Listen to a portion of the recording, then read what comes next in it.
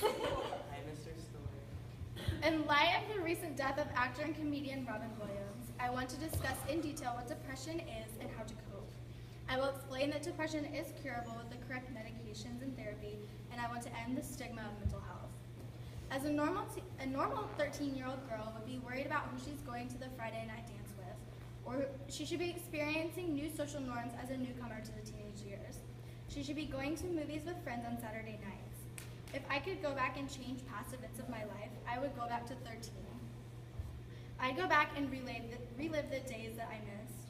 Attending the district's high school football games during the Friday nights in the fall, acting like I was much older than I really was. I would go back and hang out with more of my friends.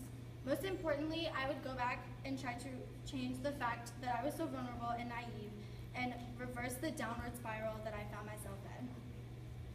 At 20 years old, I have had no signs of depression for 3 years. Depression is defined as a severe despondency felt over a period of time and follows feelings of hopelessness. Unfortunately, suicide is a possible outcome of depression. According to the Center for Disease Control, an estimated 1 in 10 adults suffer from depression, and in 2009, depression was the 10th leading cause of death in the United States. Many people who suffer from depression try to hide it from friends, and I encourage everyone who thinks that they might be suffering from depression to ask for help and speak up about mental illness. While depression is an illness that oftentimes goes underdiagnosed, it is a serious illness that needs to be addressed, especially to adults and adolescents and young adults who are in a very vulnerable stage of their life right now. Getting the appropriate support can help a victim of depression recover and live a fuller, happier life. Depression is not an invisible illness, and we should not treat it as such. If people are more aware of what depression is and the symptoms related to the illness, we can save more lives and more people will become knowledgeable and become better support systems. Have you ever felt so mentally, physically, and emotionally exhausted for no reason, or was there an event in your life that made you feel so worthless and ashamed of yourself? This is a day in the life of the depressed. Men are less likely to inform others to seek help because they may be seen as weak.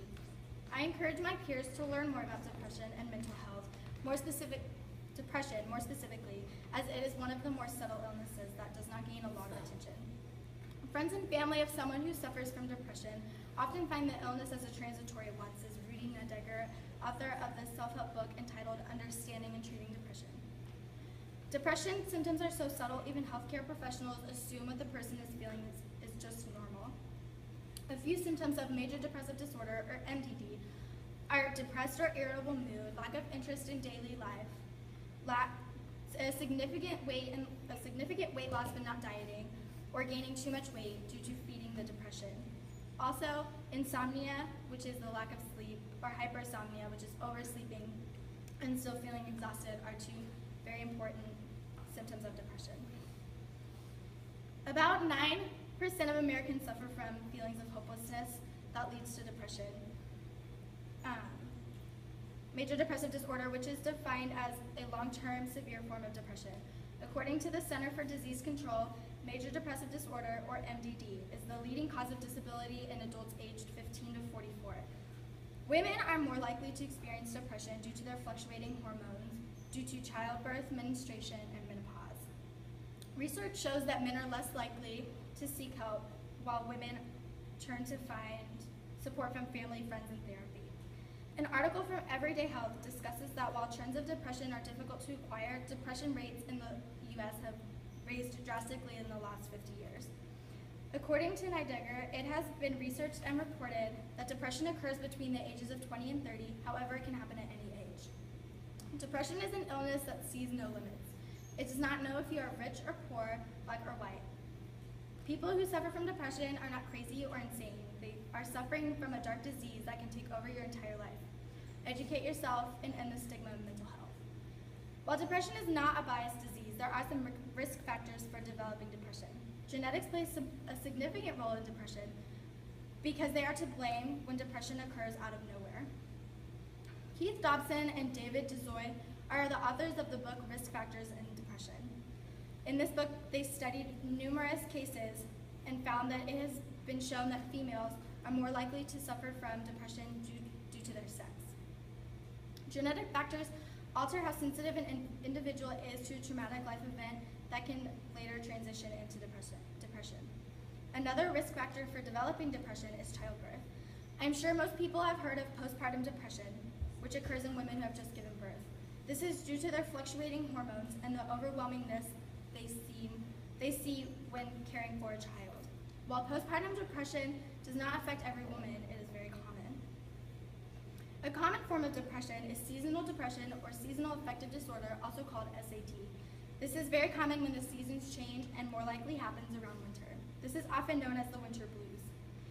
It is important to seek help if you feel yourself suffering from SAD in the winter times, and it is important to talk to a doctor to get the right therapy for you. Depression can be a difficult disease to accept and overcome. It is important to seek help and get the proper treatment until it is too late. Suicide is a common outcome of depression and is 100% preventable. Especially with all of the medical technology and medications today, suicide should never be an option. Every person is different in what they can and cannot handle medication-wise. For instance, many people cannot take an antidepressant due to the extreme side effects. Lexapro, for example, is an antidepressant taken orally. This oral medication can cause suicidal thoughts or actions according to the Food and Drug Administration.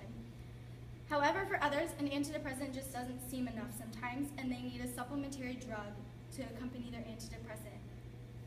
A common one is Cymbalta. While antidepressants work for some, they may not work for everyone. Sometimes the side effects are just too extreme for some to handle. This is why therapy is great for people who are suffering from depression. Psychoanalytic therapy is not a specific form of treatment for depression, but it does help alleviate symptoms of depression for a period of time.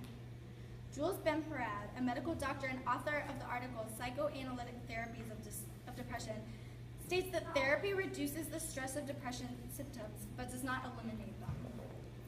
This is strictly to help an individual cope. While many seem to just brush off the idea of mental illness, it is important to bring light to the situation. It is also important to become more aware of the symptoms of depression to keep yourself and loved ones happy. By looking at the significant statistics of depression and suicide in today's world, I want to bring knowledge and information to my peers who might not be aware of what depression really is. I have since recovered from depression, and while some days are better than others, it is still with me and a big part of who I am. I am so thankful that I have people who love and support me, and also the resources that Ball State has provided. Depression is not a choice, it is an illness and should be treated as such.